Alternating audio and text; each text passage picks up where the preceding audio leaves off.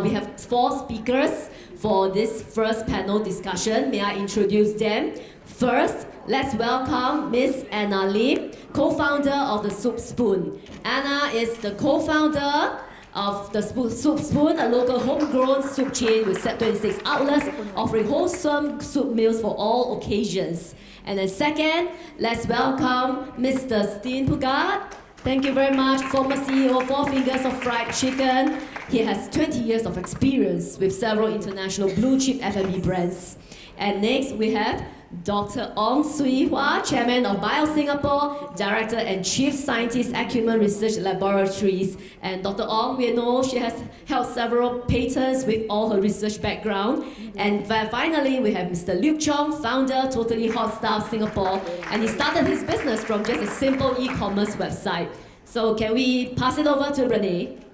All right, thank you so much, Summer. So today's topic is on adopting the right mindset and robust growth strategies to scale a small business. So I'm gonna post a first question, right, which is about exploring your consideration factors for scaling up. Now, all of you have different experience, so I just wanted to perhaps have each of you quickly share with us, have a brief introduction about yourself, your experience, and what you're currently, up to. Okay? So Hi, my name is Anna. Okay, typically, it's on my moniker is Super Chef Anna. Not because I'm super S-U-P-R, but because it's S-O-U-P-R, Super Chef. Because it's kind of embarrassing, like to go around telling people, yeah, I'm Super Chef, and people think that you are this. I'm actually just a soup chef, yeah. So we started the business in 2002. I was the first employee. My background is actually in science as well. I did a degree in biotechnology, worked in the hospital as an embryologist, yes, doing sperms and egg and everything. So it seems that there's a common denominator here, that science is actually quite a good start. Curiosity, if it doesn't kill the cat, right? Because, yeah. So today, we have 26 outlets in Singapore. I stumbled into this because I just wanted to do something different. I didn't want to continue on in the medical line. I actually wanted to go and sell chicken rice in Australia. Yeah. So after watching an episode of Seinfeld, where they have no soup for you, I was quite inspired. So that started my journey. It was really tough because I had no food background per se and no business background. What's a scientist got to do in the business world? I can't even do COGS. When I started, my cost of goods was like 50%, and probably that's why I had a lot of customers, because I was giving really, really good value. So fast forward, my role model, when people ask me, what do you want to be? I said, I want to be the Starbucks of soup, because I want to grow my business one bowl at a time. That's because I didn't really know what to say to the media at that time. And I thought that's the way to go. And that's always been my principle, It takes two hands to clap a good product and really, good customer service. And I always say this, innovation is tradition in evolution. It's not from me, but there were a lot of naysayers when we started the business. And people would say, what's Singapore, what's a soup player got to do in Singapore? Singapore is so hot, your business is gonna close down. I had people tell that in my face when we started the business. But we proved, and that kind of spurred me on. I joined a business competition. The judges said, you're not scalable, and out you go. It was an Enterprise Singapore competition, yeah. So I think that just spurred me on, because I'm one of those people, right? The more you say I can't do it, the more that I want to prove that I can do it. So I think that's where we are. I'm a mother of two children. So it's actually very challenging to be a mother and an entrepreneur. I was an entrepreneur first, and then I had my daughter is 11 and my son is 8. So it's pretty challenging, to balance, and that feeling of guilt it's always there, where we focus in our business. Yeah. So that's a little bit about me. Yep. Good morning, everyone. I'm very pleased to be here to talk about being an entrepreneur because I've never called myself an entrepreneur. That's a moniker other people use about me. In fact, my first career was corporate. My second career, I guess very entrepreneurial, was certainly shorter but a lot more intense with Four Fingers, where we took the business from 2 million in revenue to more than 40 million this year. And I'm going into private equity now because to me it seems a natural extension of my career. The moniker entrepreneur is I think often overused, and I think actually it's not something you wear as a hat. I think entrepreneurship really stems much more from a psychological profile, which is based in a desire to excel at what you are doing, whether it is competitive sports or your hobbies or you as a parent and so on. So I just want to clarify that I'm not an entrepreneur, but I do think I have a bit of a psychological profile, which is like I really try to excel at whatever I do. Since I was a kid, I've been fascinated with empty plots of land and abandoned factories. I've always taken things apart, much to my parents' annoyance, at least in the first years when I couldn't put things back together again. Eventually I learned that. And I've always had this physical sensation of joy when I learn new things.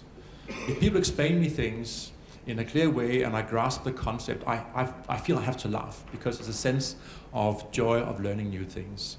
So in terms of being an entrepreneur, yes, I think actually it's much more of a psychological profile than it is something that you can kind of learn. So to me, the main thing is you all have to figure out what you are. And if you think you are more comfortable in a safe environment in a bank that has been around for 50 years, be that. But if you like challenge and you can find stimulation in adversity, whether it is joining competitive sports in your 40s or whatever it might be, then you have the mindset for facing the adversity you will feel as an entrepreneur. So that's my opening comments about sort of, I'm not really an entrepreneur, but I'm probably quite discontented and a bit stubborn and sort of, I don't like to throw in the towel and say, okay, I give up because someone else will have to do it for me. Yes, great. Yes, my name is Ong Siu Hua. Very happy and very honored to be here today. As an introduction of myself, I started as a scientist. So in 1995, I embarked on PhD studies in the field of cell and molecular biology. So at that time, these are very, very new areas of biology. So in the old days, at that time, it's quite a long time ago, biology means you study about the leaf, the cockroach, dissect the frog and stuff like that. But I got interested in different things, really going into the genes and the individual cells and so on. So that's my kind of background. I did that for about 16 years, working in the lab, study about genes and everything related to the disease of cancer. And all the time I felt that the kind of work I do is linked to making new medicines, making new diagnostic tests, and so on. And it then becomes actually quite a natural cause for me to go into commercial sector. I joined the industry after 16 years of working in academia. Academia means the university, research institutes, and laboratories in the hospital. So I trained in Singapore, in the United States, and in Canada. So in 2010, I decided to embark on starting my own company because after a few years of working in the industry, on the one hand, I learned a lot of things. On the other hand, I felt that my ideas were quite specific. I had certain things that I feel that are problems and I really want to solve it. You may not always be able to do things exactly based on what you like in a very structured environment. So I started the company in 2010 as a contract research company. So the aim is to support pharmaceutical companies who are outsourcing their R&D. And that was an idea I picked up from working in pharmaceutical companies that outsource a lot of their work to different countries, but just not so in Singapore. And I realized, why am I, as a scientist, coordinating research programs in Singapore lab, but outsourcing to China, to India, to Spain, and everywhere? So I started a company for them to outsource to me. So that in some ways like Anna's story, people say, oh, can work, man. So, and then they say, oh, if you can do 1 year, okay, we'll see. If you can do 2 years, then you survive 1 year, you survive 2 years, and you survive 3 years. But then I learned, you know, from doing the contract research work that there is this thing called price war. If you quote the project at X $1,000, another country can quote, you know, 10%, 20%, and then it's just not sustainable. I was then looking for another way to, you know, continue the growth of the company. It was going well, but I got into price war all the time. I spent a lot of time writing very good proposals, submit the tender, and then someone else get it at a bit lower price, and I cannot make a business out of it that way. So, but concurrently at the same time, at the back of my mind, I've always liked to do a lot of R&D, not just as a service to other companies, but at the beginning I wasn't able to raise millions of dollars to immediately start R&D, so I started as a service, so just to fill in the gap of that information. So 2 years later, I initiated the R&D in the company in 2012. I spotted an area that was considered very difficult, and there are no solutions to it. There is a rapid diagnostic test for a very dangerous infection condition called sepsis. Sepsis happens when infection enters into the bloodstream, so it's called systemic infection. And what happens is that the immune system will try to eradicate the infection. It mounts a very strong immune response. All the chemicals and the activities that are happening in that context will also spill over to damage critical organs like kidney, lungs, and so on, and people will die from it. So I saw that as an opportunity, and as well as a problem that I'm very troubled with, and I thought we could do something about it. So I applied things that I have always been doing the past 16 years in cancer to identify what we call biomarkers. So in cancer, there are genes that are causing the disease. So in sepsis, actually it's the same. But for decades means like 50 years or so, the method to diagnose sepsis has been just to take the blood sample, send it to the lab, put in a bottle, grow. When you see bacteria, you say, yes, there's sepsis. But this takes several days. People almost can't survive that period of time. So we have a 4-hour gene test that measures what is the status of the immune system in the body. Is it more like a regular, non-dangerous infection, or it is a complicated infection that can cause death? So I think, I also don't really always call myself an entrepreneur. I think in the 8 years, I used the word less than 10 times, because quite similar to what Steen said, it is a way you think what is meaning to you in your life. It is what you think you should do, what you want to see, and what is at peace between your heart and your mind. So for me, I'm a very curious person. I want to apply it into solving daily problems, and I am not too good with taking things at the status quo. I always think a little bit different, whether is it how can do it better, and even more so now as I transit into business. Yes, it's a good technology, but how can we use it? Yes, it is a good technology. Can it be meaningful to investors? Is it a good business? A good business to me, not because it can bring money, to me that is not really the first aim, but it means that you are doing things well, you are doing things that are useful, you are doing things of value, because nobody pays $1 for things that has no value. So in order to create that value, you need to have good products, you need to be a good person that people can trust, you need to be indeed solving a problem that may impact in people's lives, you need to be able to return a good so-called return of investment to the people who fund the projects. Yeah. All right, thank you. And Luke? Hi, I'm Luke, the founder of this company called Totally Hot Stuff. Anyone heard before? Yeah, okay. We sell stuff that are as hot as many of you ladies out here. Okay. But anyway, we started this company about 9 years ago, immediately after I graduated. I had this experience at NUS Overseas Colleges, which is actually a very good program that foster entrepreneurship in the students. So during this dark and dreary winter, and in the room itself, I pounced upon this website called Totally Hot Stuff, which is deactivated. So I thought it's actually a very good opportunity. So when I activated this website, I was just wondering what I should be doing with this website. So then when I shop around in Sweden, Stockholm, it's so easy to find very uniquely designed products. So I thought that back about 9 years ago, such products are really quite hard to find in Singapore. So that's where the business idea came. But then after I graduated, I went around searching for vendors for the website in order to put all the unique products together. I realized that there's really a lot of challenges because you have no credibility at all. So then the very important part, first part, is actually to have some physical presence.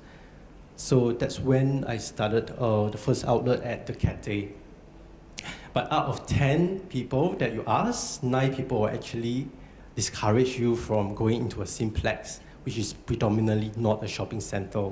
So we thought that, but then again, given the kind of rental rates initially, I thought that that's probably what is viable to start off. So I went in, and it paid off, thankfully. I mean, I must be really lucky.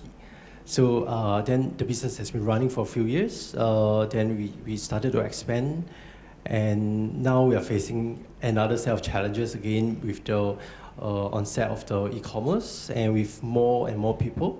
Their lifestyles has radically changed, and the way people spend money, and it's very different now. So we have evolved into the corporate gifts industry. So we offer very unique corporate gifts, and it's always my passion to go around the world to look for these very unique products. Yeah, so for instance, a pen that is also a power bank, right? So things like that, these are things that we pitch to our corporate clients, and this is what we want to set aside from the market as well.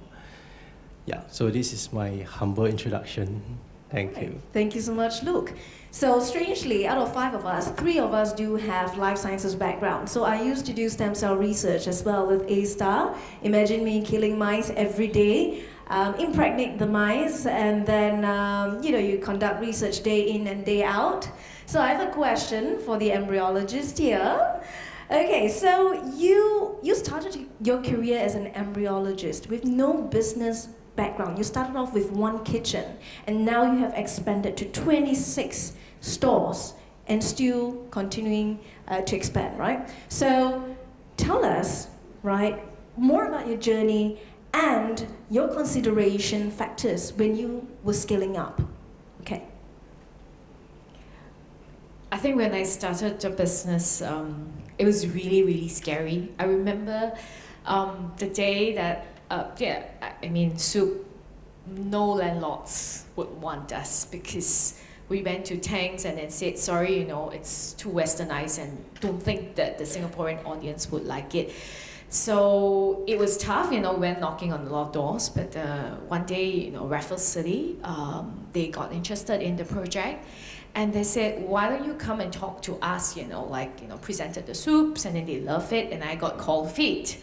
So this is what happens, right? Because I could still remember it was like a 500 square feet shop at the basement of Raffles City, $10,000 rent, okay? So that was like, I still remember sitting at the atrium with a pen, with a contract, and I told myself, is this really what I want to do? It's gonna be for 3 years, right?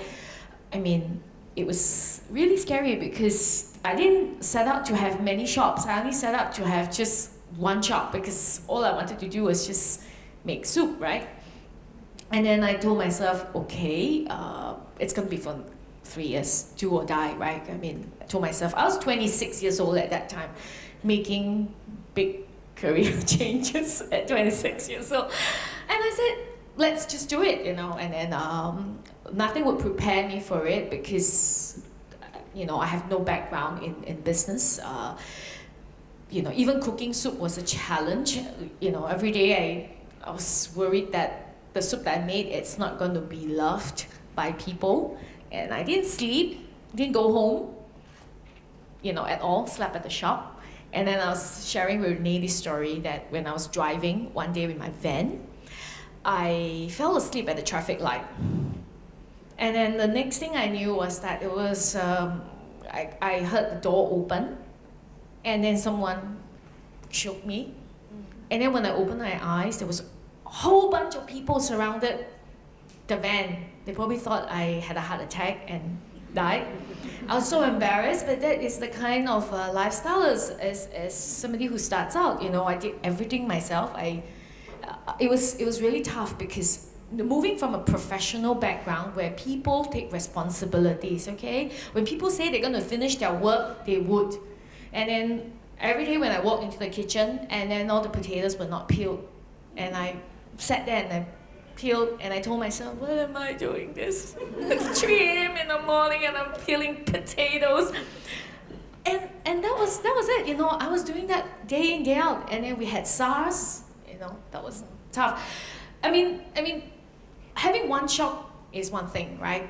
You are there happy, and then business takes off, and then you think to yourself, gosh, it's time to scale, right? Because it's so successful, you need to hit the eye while it's hot. So we thought that it's not sustainable to cook at the shop. So we decided to have like a central kitchen, like to cook the shop. One shop, one central kitchen, do the math. It's not going to work out, right? So we said, okay, we're going to open another shop. We opened at United Square. Oh, lo and behold, SARS hit, and United Square was where the heat of all the Tan Tock Seng Hospital and everything. There was no customers every day, but that was not really the reason why it didn't work out. It was because we didn't do our homework. We thought that children were a natural extension of people who love soup. But it wasn't, because it's actually the parents who will bring the children, and then after the parents drop the children off, they would go off. They would not stay at the mall at all. So it was very painful, and then we had all our friends who came and helped us, and then we told everyone, said that you all need to go back to your day job. Please, I stayed on in the business. We moved from a 1,500 square feet kitchen to one that was only 500 square feet to support one store, and United Square as well, but we gave that up. But what we really doubted, we thought we were one hit wonder. Maybe the naysayers were right. We're not going to survive this. Every day I doubted, and then to survive, but because I'm a never say die, so we started think of ways how to carry on to support ourselves. So we did catering. It was very widely successful because $15 for 15, like $15, and then it's like 15 packs minimum. We had so many orders that we couldn't cope. That was became my secondary business, doing a soup catering business. And then lo and behold, that one day, we were so late for one of the catering. The lady gave me such a good scolding.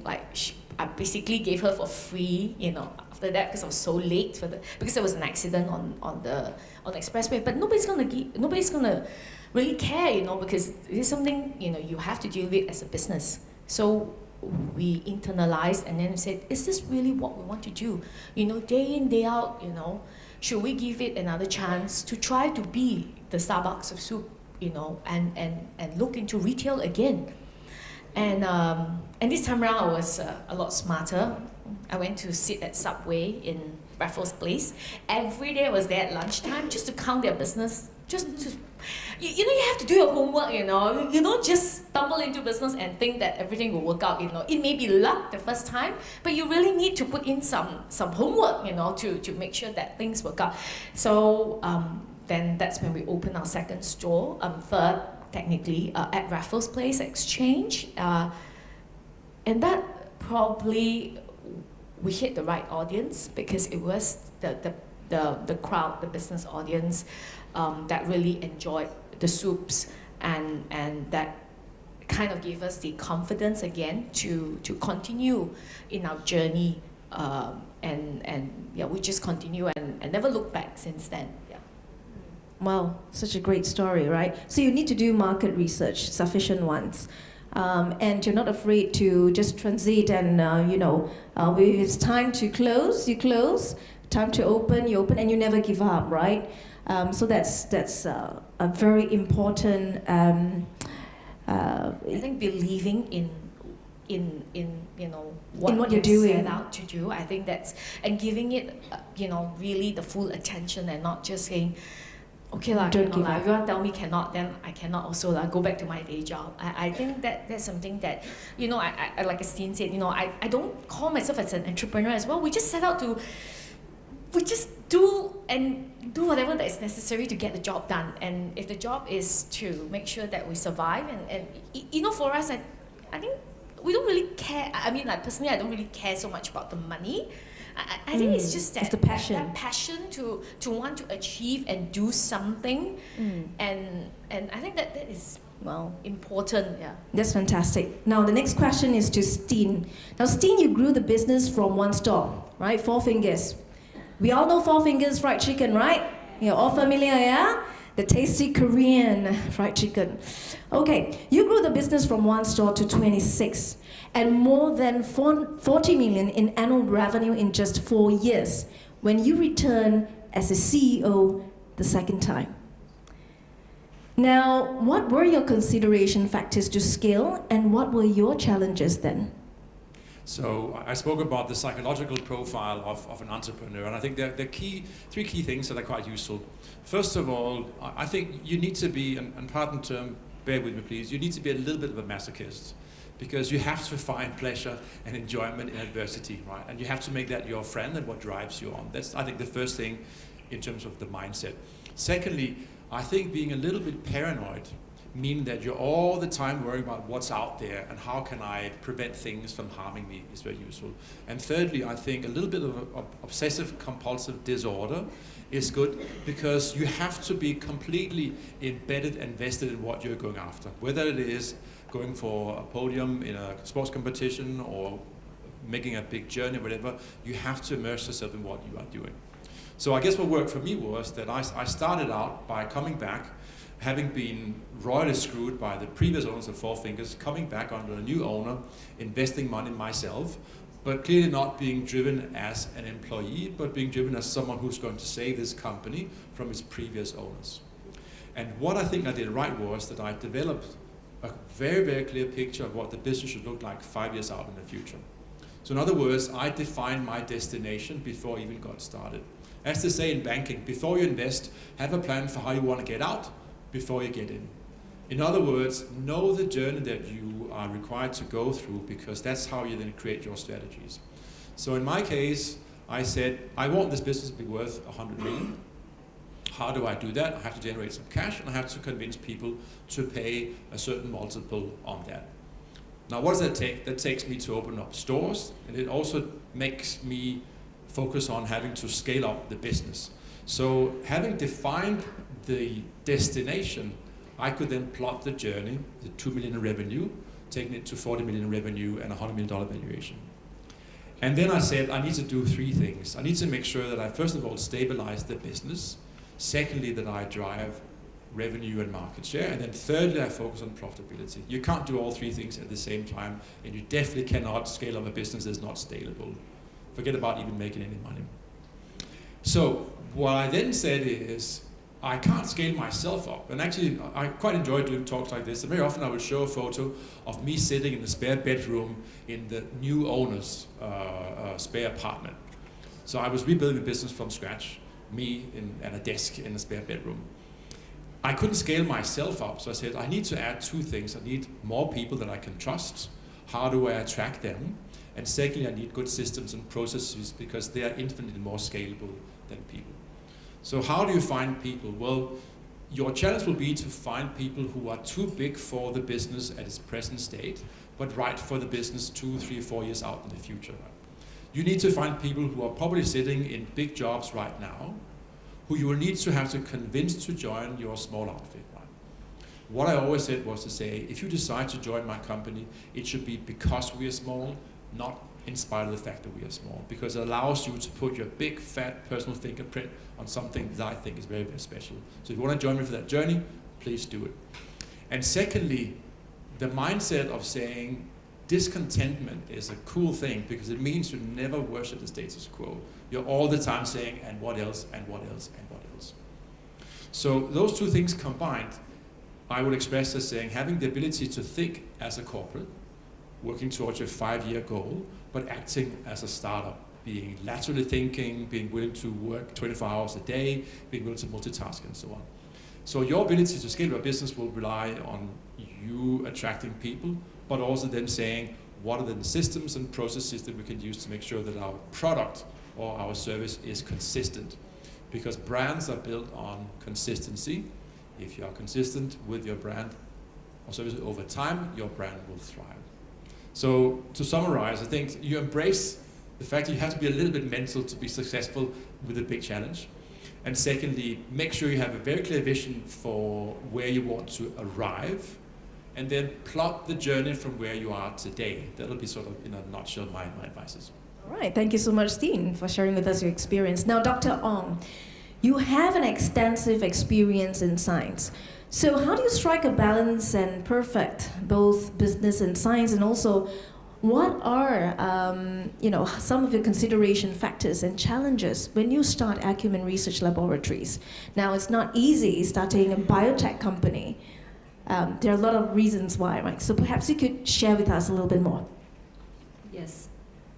I'll start on the second part on, sorry, can you? Yeah, the second part is then what are your consideration factors and your challenges? Starting this company, Acumen Research, in the time of year 2010, which is shortly after recession, was not easy. So I had a lot of passion in science. I'm someone who is, very, very deeply trained, but biotechnology is a very capital-intensive business. If you don't have $3 million to start with, you can't even have an operational lab. The equipment would already be maybe half that amount, and then the special fitting of the lab, the team of scientists, even if you have 5, 6 people, it is very costly. So, but I also really wanted to be able to do what my heart, my calling is. I had not thought that by being a scientist in the lab that I have been working in those companies at the time I was working, maybe because of the recession, because of the patent expiries in the big pharmaceutical companies, there's a lot of restructuring.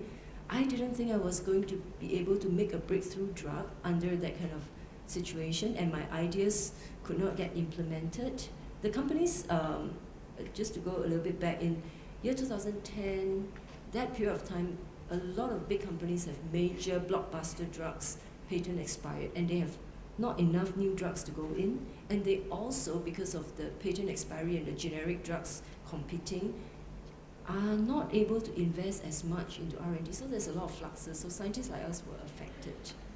So, but I had ideas that how certain drugs or medical devices could be developed. So the only way at that time I thought is to do it my own way. So you come and try and build your own lab and so on. So that was very challenging. You had the idea, you had the expertise, but there are no infrastructure, there are no substantial amount of funding to go the long distance. So therefore I started the company as a service company. I just do the R&D for other people who are outsourcing to earn the revenue. So that's, and I managed to get a few contracts from companies that are in Singapore and even in Europe. And just want to add on a point that Anna said, she said she drove and then she fell asleep. I have this kind of experience too, but because I went everywhere to pitch for my kind of business, I travel so much. When I worked for major MNCs in the US, they let me fly business class, but of course now I don't. I've done running on the airport before because the connecting flight was so close, and I don't mean inside, but outside, between the planes, drag my luggage and run. And there were times I vomited at the airport because the winters and everything is very different, you know. So this is a little bit side. But the challenges then are very hard to break kind of circles. If you do not have the capital, you do not have the lab. You cannot attract the team, the kind of talents that we need and Steen talked about. And if you don't have the people, investors say you don't have team. So all these three things keep going in circle. No funds cannot get team. No team cannot get funds. And then you cannot, as a result, people say, oh, you seem very good in what you're doing, but the lab is not yours. So because we were, you know, in incubators and all that. So it is a lot of catch-22 situation. So in the end, I think the way I was able to break it, indeed, is by, to be honest, I think it's just people helping me. So therefore, I'm friends who have labs, universities who make collaborations with us, allow us to be able to use the infrastructure and the equipment, deliver on the projects. And that is why, you know, till today, every single project, every quarterly report, we make sure Die must deliver. Because it is based, the first capital is not money, it's trust. And therefore, I truly believe in paying forward. So this is another point that comes out in this kind of spontaneous discussion. I think I believe in paying forward. For example, I think Minister Grace Fu may not know, over the many years, I have been in the audience whereby ministers on the stage and I am listening. I'm like a sponge that's absorbing. So in that sense, I think she has paid forward. I have benefited. Today, I have also invited 2 female junior scientists among here from A-Star. So I do believe in, you know, when people open the door for us, we keep the door open for people behind us. Yeah. So, that's a long answer to your question on how to solve the challenges. I think my experience is that to start up something from ground zero by itself has no solution. It is a human paying forward spirit. Entrepreneurship is like this because before you have some product or something, people don't invest the money. In fact, my company got the first private investment this year, after it's in the 8th year. That is because we started to generate revenues. Business people think like that. But then to still add on to your question on how to break that cycle, this company, Acumen, has its first capital or funding resources. Of course, I put in a lot of money of my own. I worked for many years before, but that's nothing close to enough for a biotech. So then I mentioned to you that the company started as simply providing services. So we, you know, work very hard. And I believe if I work out the hours, I think it's not worth the money, but I just wanted to generate the revenues at the beginning to get going. And then you work with interns at the beginning. I spotted all the clever young people.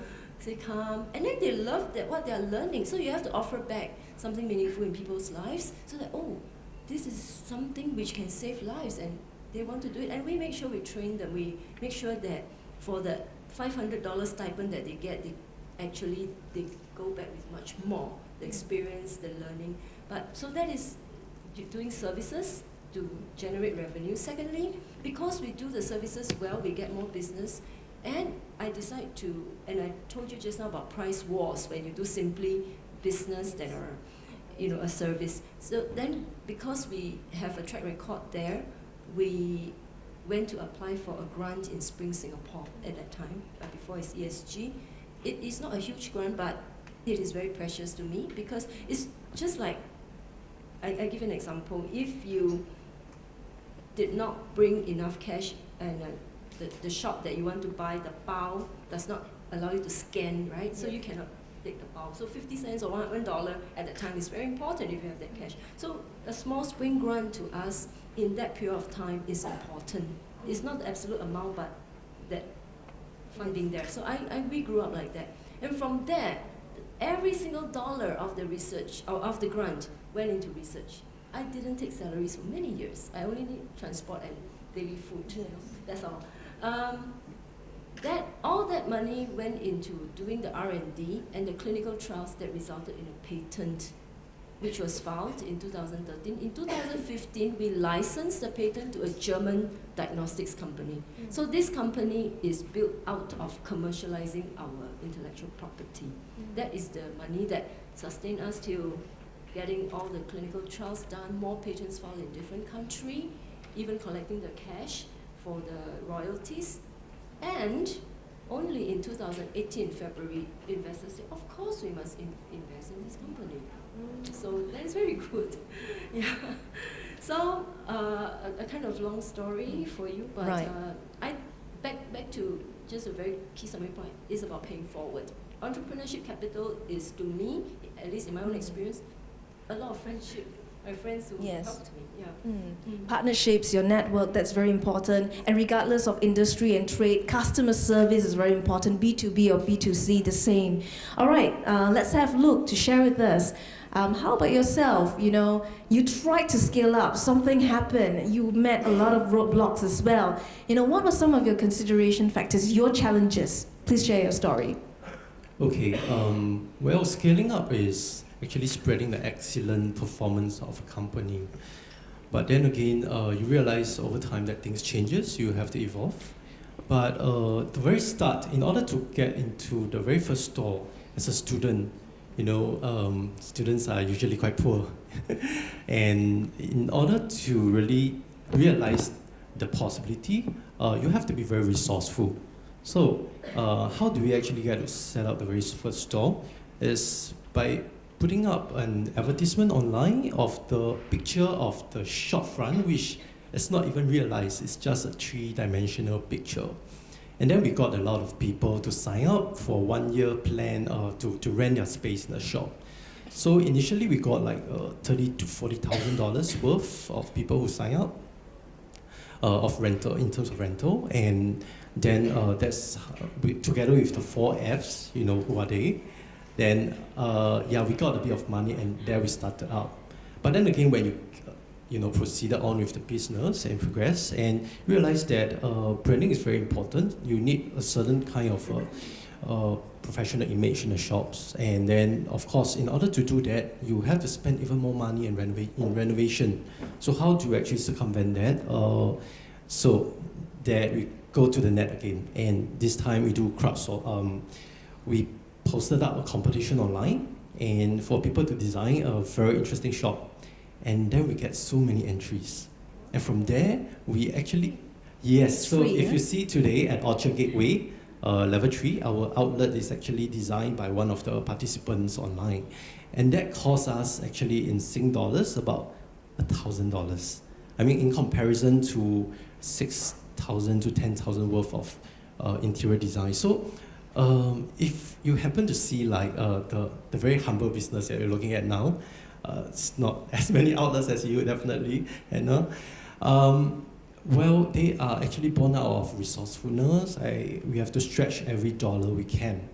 So that's what, yeah, that's what we have to do. All right, fantastic. Now we've got perhaps one, two questions from the floor. We've got a hand over there. Can we have the mic? Okay, we have one question. Hi, good morning. I'm Yan, and I'm the president for an organization called Women Empowered for Work and Mothering. I have a question for Anna. Thank you for giving me the title. I'm now a super fan because I take a lot of your soup. Recently, I just bought the packet of soup, the packet version, and I took a long time to make that decision because in my mind, I don't want food that is packed. So I just wanted to know that as an entrepreneur, you are already so successful in all your outlets. How was the thought process that took you to venture into this new area of having packaged soup that I thought would cannibalize on your retail experience? So how do you go through, and people that like me who are buyers, how did you go through that thought process about taking to this step of scaling up your business? You know, it's really very interesting, you know. We started this pack soup in 2003. A lot of people do not know that. That was actually stamped out from a customer. I mean, like, it's always the soup that we had. 2003, 1 year into the business. because a customer was telling me, my husband is really lazy. Every time, when she travels, he doesn't get anything to eat, and then she would buy the soup in the container, and they'll freeze it, and then the husband would just heat it up. So I said, wow, this one not very good for food safety. So, that's the scientist in me. So we decided to say, why don't we do packed soups? And we started actually selling those packed soups in our own store, in the same format, in the pouch format, hot filling them, cooling them in ice bath, and we get 2 weeks shelf life of them. So actually we have been, probably one of the first ready to eat. Now the government is very into ready to eat. I probably had the very first version in 2003. We just were retailing in our own shops. So customers could pick them up, because we do not encourage them to, the hot soup they buy back and then they put into the fridge and everything. So this is already chilled, and then they could eat it anytime. Fresh off from the refrigerator. So there's no preservatives added, no MSG as well. So they were 2 weeks. So recently we managed to get the funding for this new technology. It's called the HPP technology, high pressure processing, because over the years, I have been very resistant to using any form of preservatives, even class 1 preservatives. I was experimenting with rosemary extract. It made the soup so sour, you had to add so much sugar into the soup. It doesn't make sense at all. And then we were exploring retort, but all the vegetables died, and then there's no nutritional, there's no need to eat the soup because there's no nutrition in the soup anymore. So stumbling across this technology allows us to extend the shelf life of the soup to 6 months. Today I have 180 days versus something that is 14 days. This has opened up a lot of doors for us, because now we are in cold storage, we are in Red Mart and in Fair Price Finest, and we could actually export our soups overseas as well. So this has actually opened a lot of doors for us. We're now in Hong Kong as well. We recently just started in one of the supermarkets. So in a way, technology has helped us a lot. So it's like kind of back to the roots again, like embracing tech. Never be afraid to embrace technology. If we're always doing our old ways, we'll never be able to progress, because, I say this again, Massimo Bottura says this, innovation is tradition in evolution. We have to all, take the step and move, and without sacrificing certain of our own values and everything. So the soups are safe. The soups taste exactly the same as they would be in the store as well. So yeah, you can buy them. They're safe. Fantastic. Now we're running out of time, so we'll leave the rest of the questions during the networking session that we're going to have later on. So let's put our hands together and thank all of the panelists here today. Okay. For this session, and we have a little token of appreciation for all of you.